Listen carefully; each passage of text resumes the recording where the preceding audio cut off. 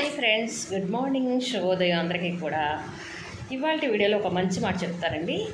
అదేంటంటే, తలస్నానం చేస్తారు కదా వారం వారం. తలస్నానం చేసే ముందు కంపల్సరీగా పూర్వం పెద్దవాళ్ళు చిన్నపిల్లలకి నువ్వుల నూనె రాసేవారు. ఒళ్ళంతా కూడా రాసి బాడీ ఎంత మర్దన చేసి సున్నిపిండి నలుగు పెట్టి స్నానం చేయించేవాడు పెద్దవాళ్ళు.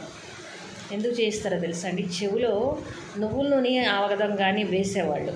చిన్నప్పుడు ఆవదం వేసేవారు. ఇప్పుడు నువ్వుల నూనె వేసుకోవచ్చు, ఏమవుదు. గోరెచ్చగా కాచి తలస్నానం చేసే ముందు కంపల్సరిగా 2 చెవుల్లో వేసుకోండి. ఫుల్లుగా వేసేసుకుని ఒక 10 నిమిషాలు ఇట్లా అనుకోండి. ఇట్లా అనుకొని అలా ఉంచేసేయండి. లోపల ఏమి ఉంచక్కర్లేదు, ఇలా వదిలేసేయండి బయటికి.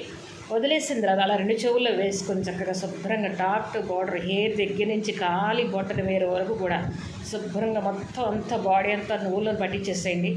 పట్టించేసి ఒక 10 నిమిషాలు పావుగంట మర్దన చేసుకోండి. చక్కగా హ్యాపీగా స్నానం చేసేసేయండి. ఒక అరగంట అట్లా వదిలేసిన తర్వాత స్నానం చేయండి. గోరెచ్చటేళ్లతో స్నానం చేస్తే అసలు బాడీ ఎంత బాగుంటుందండి. స్కిన్ గ్లో వస్తుంది. తర్వాత బాడీ పెయిన్స్ ఉండవు, ఎక్కడ జాయింట్ పెయిన్స్ రావు.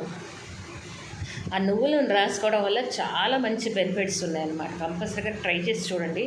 ఎందుకంటే చిన్నప్పుడు పిల్లలకి పెద్దవాళ్ళు అలాగే చేసేవాళ్ళు. పెద్దవాళ్ళు ఏం చేసినా రీజన్ ఉంటుంది, ప్రతి దానికి ఒక అర్థం ఉంటుంది.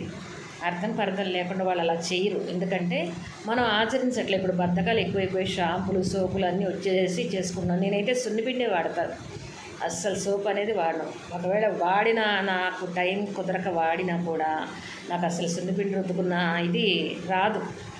ఆ ఫీలింగ్ కనపరుస్తూనే ఉంటుంది. కాబట్టి మ్యాక్సిమం 99% నేను సున్నిపిండే వాడతా. ఆ 1% ఏదన్నా కుదరకపోతే సోప్ యూజ్ చేస్తాను. తప్పితే సోప్ కన్నా సున్నిపిండి చాలా బాగుంటుందండి. స్కిన్ గ్లో వస్తుంది. అండ్ తర్వాత మనం బయట కూడా తిరుగుతాం కదా, పొల్యూషన్ అంతా కూడా మన ఒంటి మీద కనపడకుండా ఉంటుంది. ఆ పొల్యూషన్ మొత్తం బ్లాక్ స్కిన్గా ఉన్నది వైట్ స్కిన్గా మారుతుంది.